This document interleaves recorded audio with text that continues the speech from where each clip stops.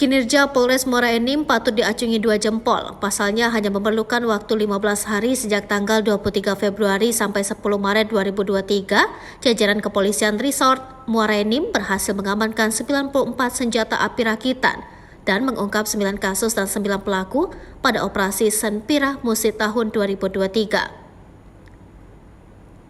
Polres Muara Enim tertinggi kedua setelah Polres Oki dalam pengumpulan Senpira. Namun untuk ungkap kasus kita yang tertinggi di Polda Sumsel, ungkap Kapolres Muara Enim, AKBP Andi Supriyadi, didampingi Kasih Humas RTM Situmorang.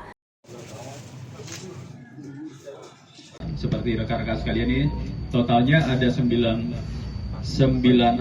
ya. Untuk di Polda Sumsel, Polres Muara Enim ini serangan sensitifnya itu nomor urut 2. Di bawah Polres Oki sebanyak 101 serangan. Tapi untuk pengungkapan kasus Senpi itu Polres Muara Enim nomor 1. Dan memang saya sudah wanti-wanti jajaran dari awal, semuanya wajib melaksanakan pengungkapan kasus.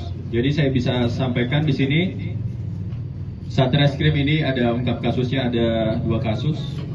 Polsek Rambang Lube ada 2 kasus, Sungai Rotan, Gelumbang, Lembak, Gunung Megang, dan Ramban Dangku itu ada 1 kasus.